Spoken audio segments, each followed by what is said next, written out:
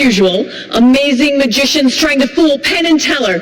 But we also have a very special surprise that involves everyone watching. And here to tell you all about it, the two and only Penn and Teller!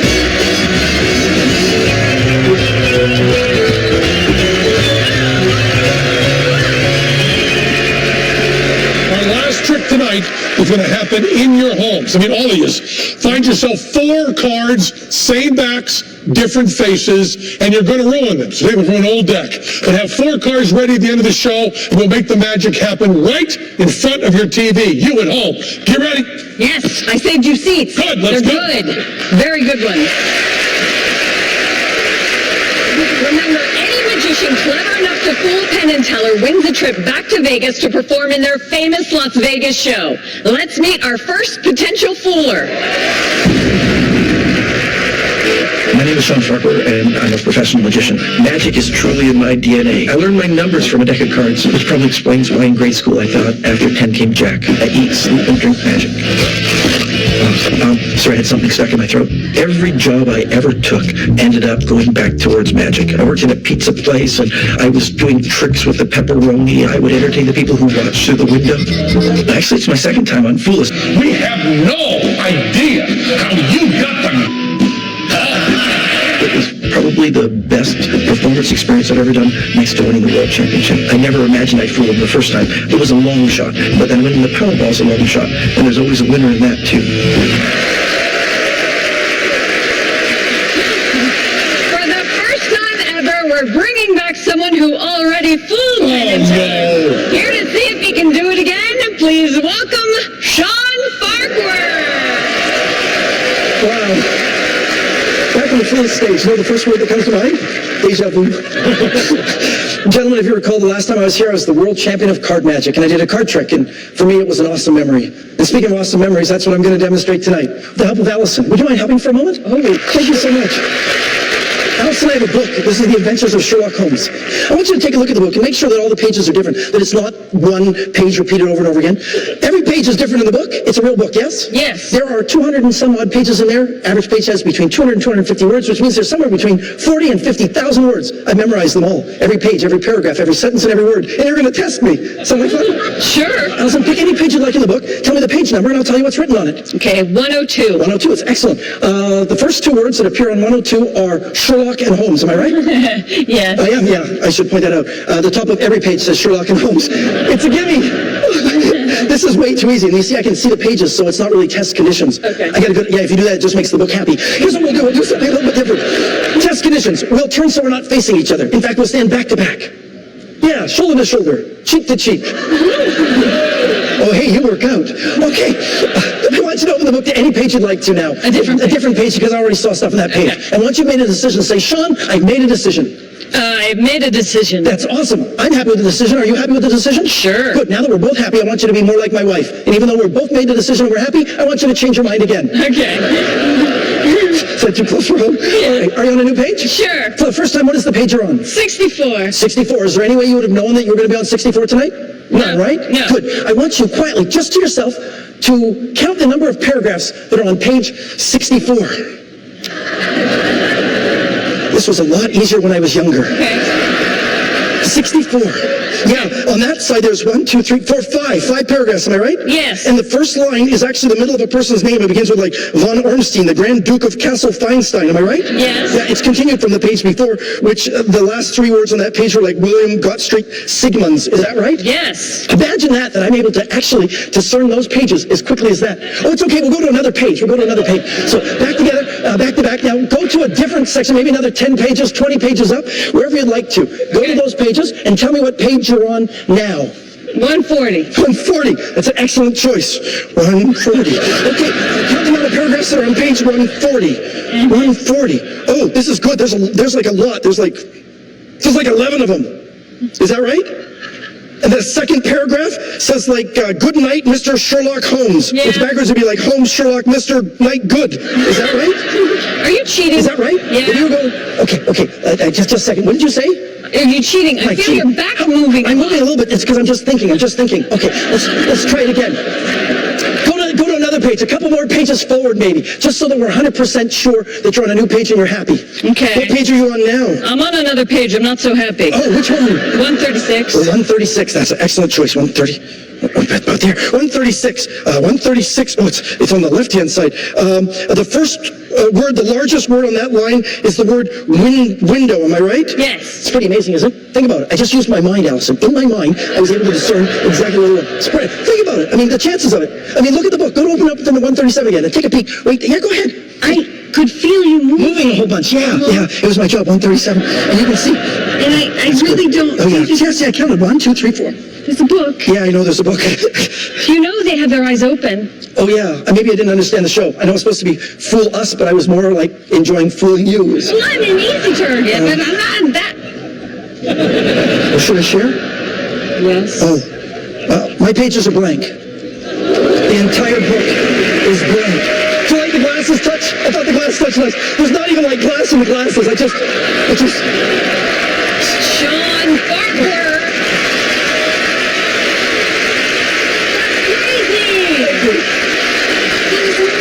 Did you want to look? You can look. Well, I mean, there's nothing. We did that so that they freak out. I was freaking out. At first I was like, does he have a mirror? What's happening? He's clearly cheating. Yeah, a mirror would have been a much better idea. I should have used a mirror. How do you come up with your tricks? Sleep deprivation. Oh, yeah. That's good. I gave up sleep about 4 years ago, and I travel a lot. I basically live on airplanes, and it's all changed because of my time with Penn and Teller. I'm amazed by how cool it was that people recognize me all over just because of Fool Us. That is so cool. And so, think that you could possibly do it twice? No. When I told my daughter that I was going to go on the show, she said, why? And he said, you think you can fool them twice? I said, no, I really don't know if I could do that. That would be really cool. Yeah, but I'm not going to hold my hopes because they're talking for a long time. Well, that's good. So maybe that's a good They thing. look very satisfied. It's frightening. Oh, that's an interesting look.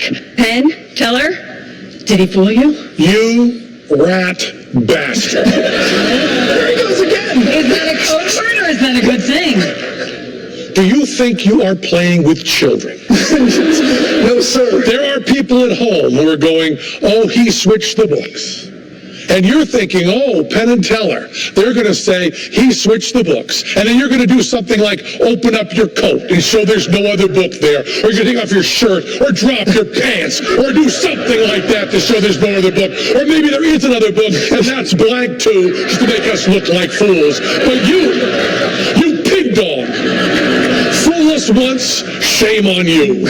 Fool us twice, shame on us. We think it actually is a memory trick, and there is no book switch at all, and there is certain kind of direction on how many paragraphs and so on, but a lot of that is in your head because you are wicked, wicked smart, and we are jaded, and we will not fall for your jive. Bingo, we're done. Get off the stage.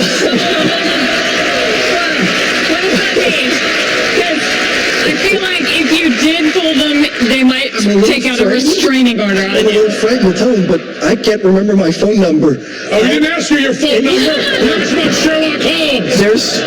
There isn't any memory technique at all used. And there's no book switch. And there's no book switch either. It's something else completely different. Oh, fool on you! Bring it down! Bring it down!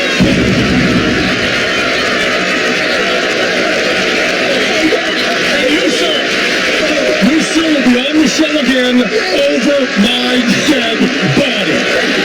Never are you coming out of this stage again. Ever. We're done with you. Go back to Canada. Thank you so much.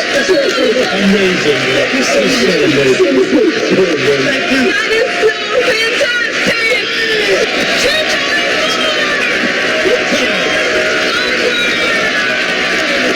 Penn and Teller have been fooled. Let's see if it can happen again when we come back. And make sure you have 4 cards with all different fronts and the same backs that you're willing to ruin, and we'll do a trick for you in your home at the end of the show.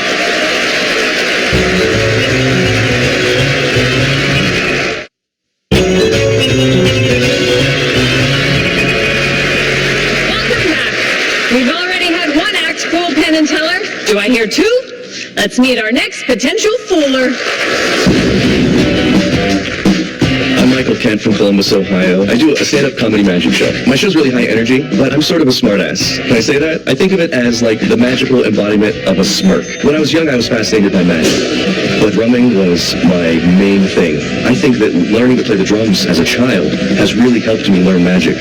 You're teaching yourself how to learn on your own. I'm performing a trick with a bottle of alcohol. I know that Penn and Teller aren't big drinkers, so I hope they'll be able to look past that and enjoy it nonetheless. Please welcome the comedy magic of Michael Kent.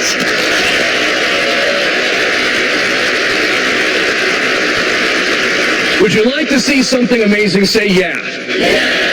Oh, good. This is the thing with a bottle and a glass. And the idea is to get the bottle and the glass to switch places. I'm going to do that using nothing but these two red tubes. I can still do it. It's okay. Nothing but these two red tubes. You cover the bottle, you cover the glass. On the count of 3, 1, 2, 3. Nothing happens. Unless you're cross-eyed, that was awesome. It didn't work because I didn't say the magic words. The magic words are change. Help me out. Louder. I feel like Obama. Let's see if it worked. The bottle is now here. The glass is now here. That's the easy part. The hard part is getting them to go back to where they were. I need different magic words for that. Let's say, make them go back. Let's see if it worked. What? You did it! You did it! Sometimes I can actually do this. I love that sound. Let's do it again. Remember, tube number 1 covers the bottle. Tube number... Oh, sorry. My bad. Sorry. Tube number 2 covers the glass. That's a bottle. That's a glass. We'll do it again. Tube number 1 covers the bottle. Tube number 2... Sorry. Tube number 2 covers the glass. That's a bottle, that's a glass. We'll do it one more time, using only one tube. If you cover the glass, that becomes a bottle. If you cover the bottle, that becomes a glass. Then there's an extra bottle. You put it right here. You don't let people say it. If you cover the glass, that becomes a bottle. If you cover the bottle, that becomes a glass. Then there's an extra bottle. That means you gotta put it away. Sometimes when I do this, I don't use any glasses. If you don't use any glasses, of course, you need to use 2 bottles. We need an extra bottle. I don't know why, but it fits with the theme of what I'm doing here. There's another one here, but if there's one here, there's one here. There's one here, there's one here, there's one here, there's a glass here, there's a bottle here, there's a bottle there, and that's the trick.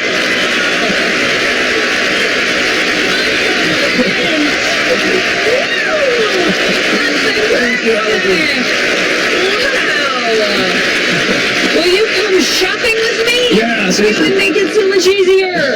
I was very popular in college. I would say so.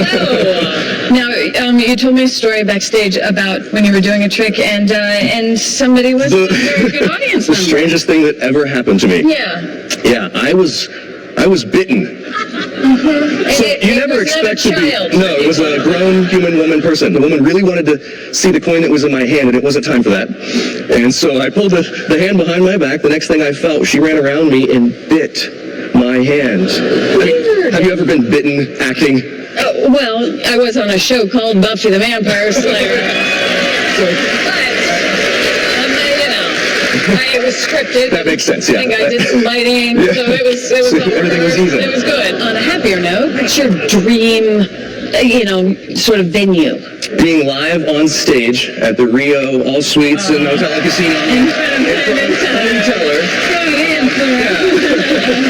Well, then, let's not make you wait any longer. Okay. Let's go to your hero. Sure. Penn Teller. Well, this is a take on a classic from the 19th century called Passe Passe Bottles, although he's doing a later version of that. But I want to really address something important here, which is there's this view that lay people have, and I think even some magicians have, that real technical skill, sleight of hand skill, is cards or coins, small stuff you manipulate, and you can palm, you can do all this. With apparatus magic, they often think that the props are doing the trick. I want people to know how hard this is to do. It's a really hard thing to handle. The speed that you do that, the clarity, the cleanness, not only of obviously you're funny, but everybody knows that. And obviously you're likable, everybody knows that. What they may not know is just handling those props. If you told somebody, here are the props, here's how it's done, here are the secrets, they would still stumble through it for months. And you just have a beautiful presentation. You not only have bottles, you have too many bottles. And I can see the label from here. It's from the Brook Winery, isn't it? No, it's... Ken Brook made all that wine. I think Ken Brook did make some of the wine, yes. Yeah, he does, yeah. But it's a great routine. Thank you very much. I appreciate that. Okay, so are you convinced they know how you did everything and that you didn't fool them? I did not fool Penn and Teller. Well, you certainly impressed them and us as well. Thank you so much. Michael Kidd, ladies and gentlemen. Thank you. We're going to take a break, but we'll be right back with more magic, including a performance by the legendary Penn and Teller. Stay close.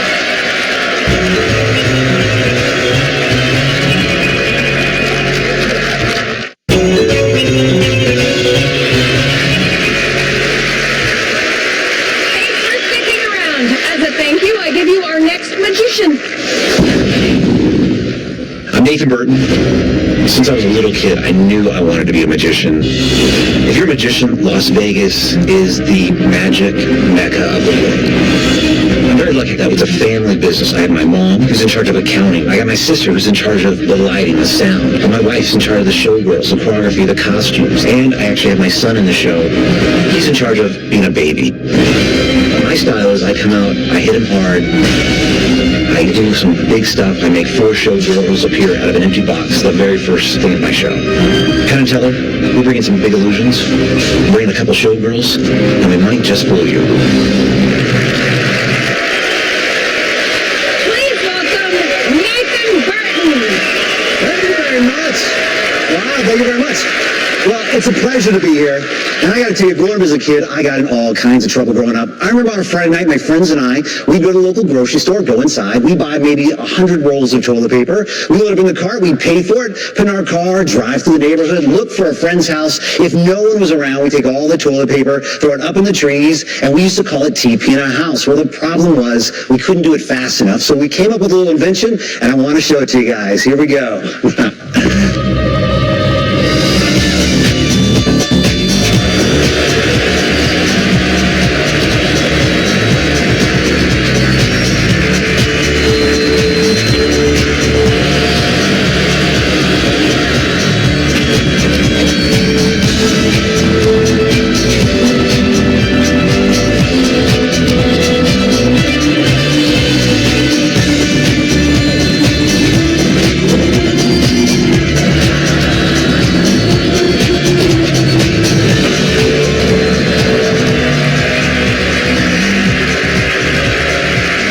Can I show you one more?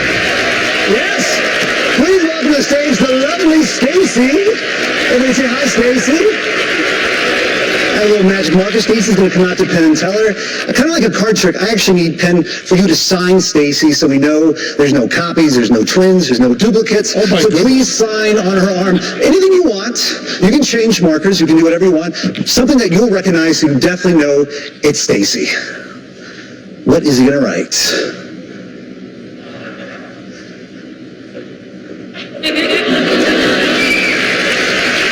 Come on. What do you write? Oh, it's very cool. Are you guys ready? Let's do it. Come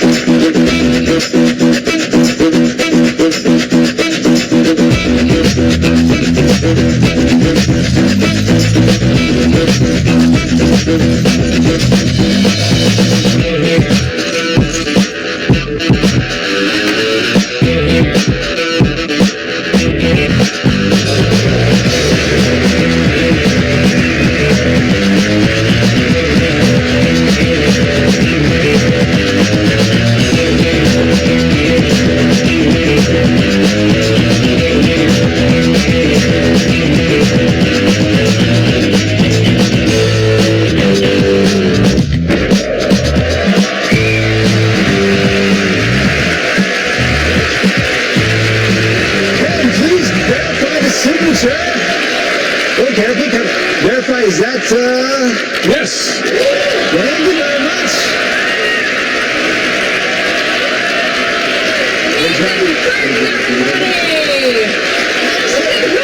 Thank you very much. You made all of that? Yeah, we make it in a shop here in town. I want to go to that shop. You want your own show in Vegas? No, I just want to make all that stuff to really impress my friends. And then you're wife picks out... It's a family operation. We have a little afternoon show in Vegas at Planet Hollywood, and it's my family. It's my mom, it's my sister, it's my wife, and my brand new baby boy. He's 1 year old. He comes to the show, he watches the show, and I put something new in the show, and he doesn't like it. Oh, he only likes the old stuff. How can you tell your son doesn't like it? He doesn't watch it. Oh, maybe if you put a teddy bear on it. Oh, that's a good idea. Look at you. Yeah. And what were you like when you were a kid? Actually, I had a learning disability. They actually gave me a test in school to evaluate what kind of career, what kind of job you should have, and the results came back, and the teacher told me you need to pick a job where you do not speak in public or in front of a large group of people. Yeah. I hope he's watching.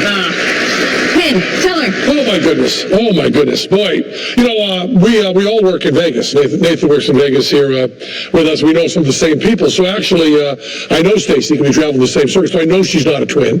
And also, I signed her, which is a good solution to that. There's something very, very nifty about signing people, I think. We also know, and I bring this up often because it's important, that there are no trapdoors in that stage that you can use. We know that. So you have to do a lot of clever thinking on this, and you sure did. You all sure did really clever thinking. And because I know Stacy, because Teller knows Stacy. We've seen her work before, although not in any trick like this. It was very hard to keep our eyes moving around the stage. We kept staring at her. I really didn't want Stacy to... I was hoping for that. I really didn't want Stacy to notice our stares.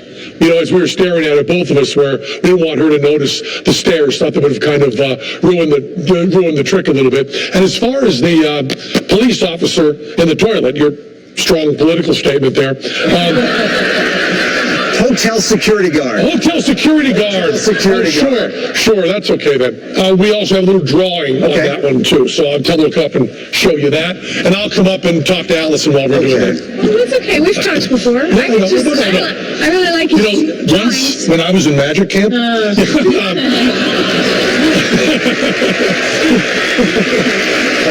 lot of talking for someone who doesn't talk. A lot of talking for someone who doesn't talk. It's just a lot of chitter-chat. Did he figure it out? What's happened? These guys are pros. Amazing. That's why they're on the side of a hotel. When we were designing this just for them, we knew it was almost going to be impossible to film. Yeah. So, and they know what's going on. All right. Thank you so much. Ladies and gentlemen, Nathan Burton.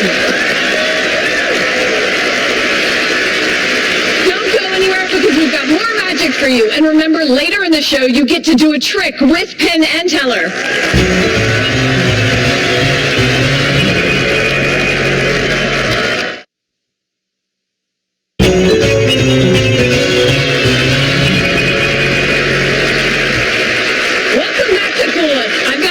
Ready. Do you?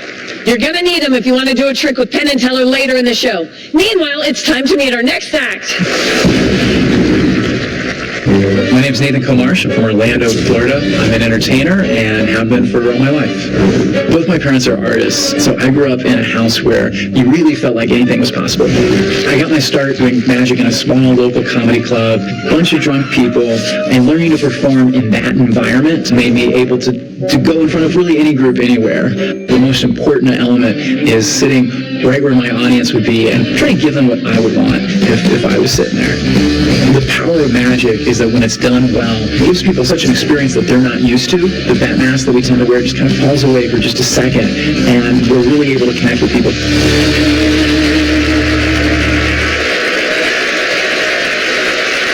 Ladies and gentlemen, please welcome Nathan Comarsh.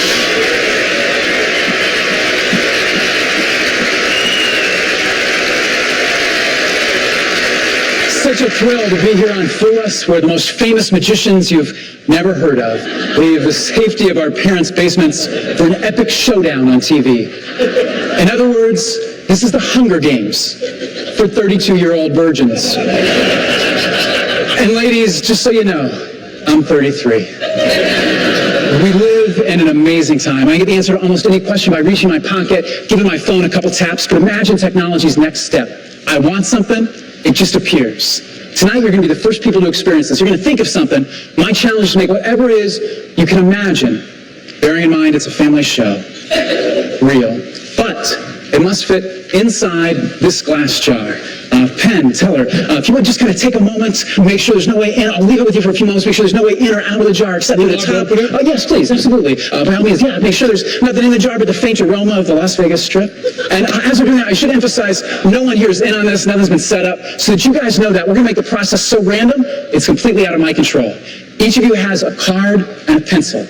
I'd like you to think of something that could fit inside our jar. This could be a grape, a flower, Danny DeVito. If it's small enough to fit inside our jar, that'll work for our purposes. And as we're doing that, Allison, perhaps you would join me for a moment?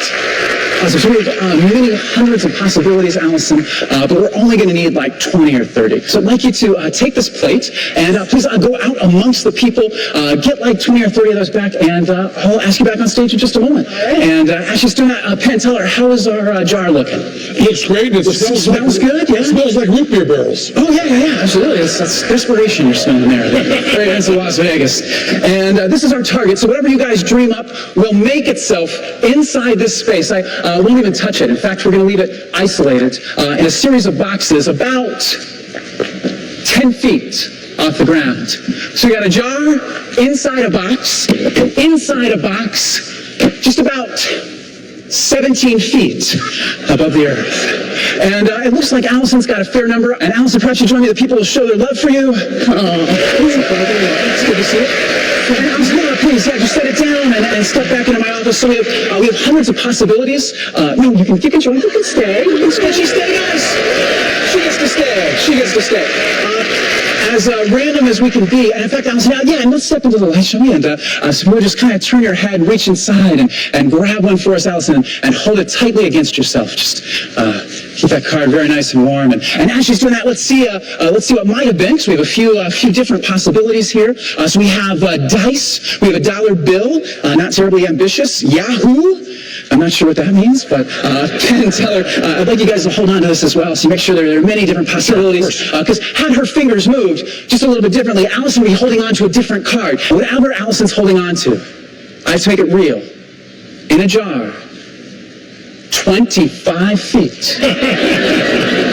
And Allison, for the first time, what is our object? Shall we take a look? Onto a golf ball. And now for a meaningless, dramatic gesture.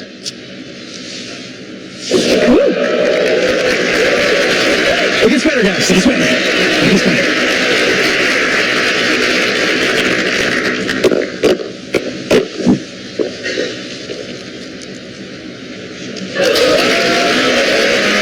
Listen, hold it. Show it to the people. Show it to the people first, Allison. In fact, if you would be so kind, just kind of take the lid off and drop the ball straight into my hand, Allison. Just kind of drop that. Yeah, just gonna drop that straight. Check this out. Here, take a finger. Give it a tickle, Allison. Give it a tickle. A tickle. It's a real solid golf ball, Allison, and it's a real solid glass jar. No way in or out of the jar except through the top. But the ball doesn't fit through the top. So the only way this could happen is if that ball came into existence inside the jar.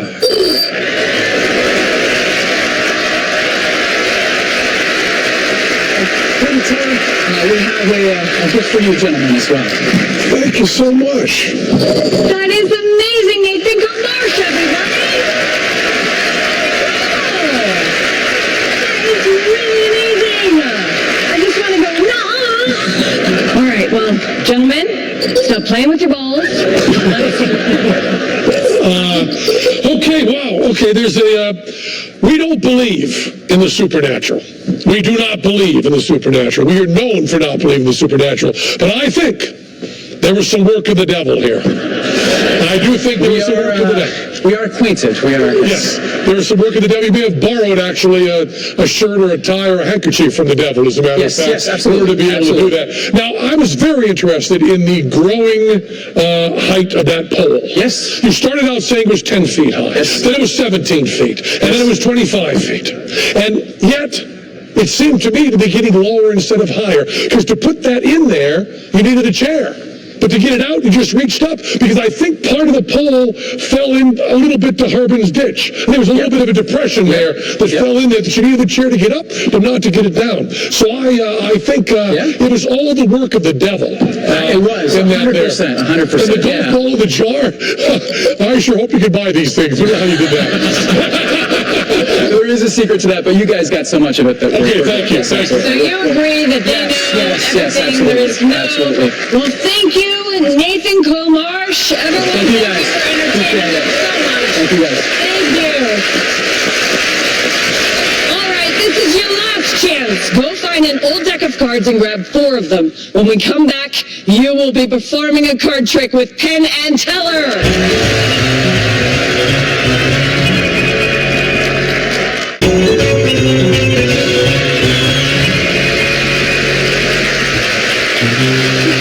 Normally, Penn and Teller perform tricks for you, but tonight they're going to perform a trick with you. Ladies and gentlemen, Penn and Teller! It's a full cards. All different face, all same backs. Teller's hand out a few right down there. We're going to do Penn and Teller's love ritual. If you follow this perfectly, you will find love. I don't care what kind of love you want. You want romantic love? We got it for you. You want familial love? We'll give it for you. You want platonic love for some weird reason? We'll give you that too. This will find you love. Take your 4 cards. Do this at home. We don't want to know the order. We don't even want you to know the order. Put them face down just like this. Mix them up a little bit. Just mix them up.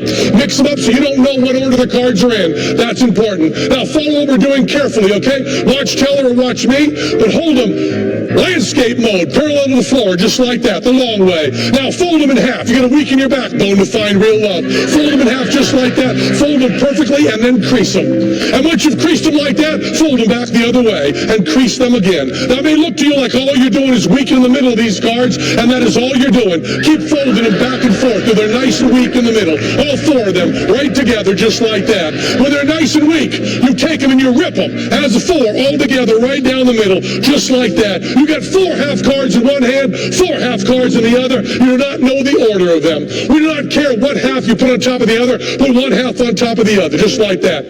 Now from now on, we're going to call these half cards cards. Now follow the directions carefully. We're going to start out really easy now. Really easy. Take the top card, put it on the bottom. That's easy, right? You didn't screw that up, did you? No, you got that. Okay, now take the top 2 cards. Take those from the top, put them on the bottom. Now it's going to get a little more complicated, brothers and sisters. Fan them out so you can see all their backs, just like that. And take the top 3 cards. Be careful, they stick together. The top 3 cards, just like that. Do not put them on the bottom. Are you crazy? Those top 3 cards, we want to not know what order they're going to be in for anybody. We want to screw that up. So put them somewhere in the middle. You have a couple choices. Put them somewhere in the middle. Everybody's orders are getting differently, just like that. They're all getting a little bit different in the order. You all put them in a different place. But now take that top card, that top card. Do not look at it. What are you, crazy? Don't look at that top card, but put it near your heart, somewhere we can feel your heartbeat. Put it right there, so close to your heart, so close to your love, just like that. Now, okay, now you're going to take 1, 2, or 3. We don't care how many. 1, 2, or 3 cards. Take them from the top, 1, 2, or 3, and put them somewhere in the middle. We're just trying to get everybody to be a little bit different, because love is always unique, just like that. Now, brothers and sisters, you can't find love just inside yourself. You cannot do it. To the top card and exchange it with somebody else. Exchange it with somebody else. It does not need to be someone you love. It can be someone you hate. And take that card back. That card is foreign. That card doesn't match any other. That card doesn't fit in. But that does not matter because love means accepting. Put that card somewhere in the middle. That's all you got to do. Put it somewhere in the middle. Now, no one's going to see what you do here, so you can be honest. Take 1, 2, or 3 cards. 1, 2, or 3. 1, 2, or 3. 1 means your love life has been very, very bad. 2 means your love life has been pretty good. And 3 means your love life has been spectacular. No one will see how many you do, but take that many cards and throw them away. Get rid of them. We don't need them at all. Get rid of them. Throw them away. Throw them in the trash can of bad love. Now, you know, love takes time to fester. We're going to take a symbolic week. Mike Jones going to help me here. Take the top card, call it Monday. Put it on the bottom. Next card, call it Tuesday. Put it on the bottom. Next card, call it Wednesday. Put it on the bottom. Next card, Thursday. Put it on the bottom. Friday. Put it on the bottom. Saturday, put on the bottom, and Sunday, put on the bottom. Now, we all got a different number of cards. They're all in a different order. Even got a foreign card in there. We have no idea what that order is. But now we're going to get down to one card. We have all different numbers. All different numbers. So some of you will stop earlier than others, but keep going till you get down to one card. Brothers and sisters, I'm going to say loves me. When I say loves me, you all say, no, don't just say, you scream with all the love in your heart. You scream, loves me, and take that card at the top and put it on the bottom. That could be the one. Loves me! Card on the bottom. That gets a little bit sad. I'm going to say, loves me not. When I say loves me not, you say back. You don't say back. You scream back with all the loneliness in your soul. You scream back, loves me not, and throw that card away. That's bad love. Loves me not. In the trash it goes. Loves me. Loves me not.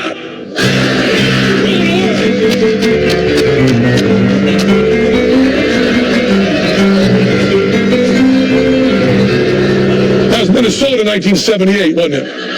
Loves me! Loves me not! Swipe left! Loves me! Loves me not! Break up by text! Loves me! Put on the bottom. Loves me not! You're down to one. Don't look at it! Do not look at it! Reach near your heart. Pull up another card. Do not look at it! Do not look at it. Hold them back to back. In just a moment, brothers and sisters, I'm going to say the word now. When I say the word now, you turn those cards over. If those cards match, you have found love. And take it from your heart and scream to the heavens, I found love, and throw both hands over your head. Are you ready? Now!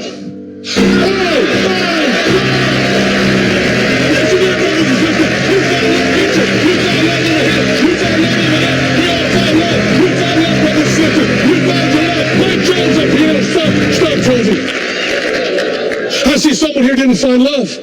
Is your cards not match? What does that mean? What does that mean, Jonesy? I don't know.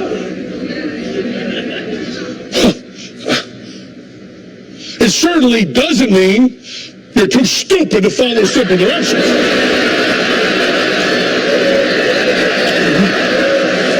Oh, I know. It means you are going to die bitter and alone. That's what it means. Just we found love, didn't we? We found love, brothers and sisters. We found love. Keep those cards forever. Exchange them with someone. We found love. We found love. We found love.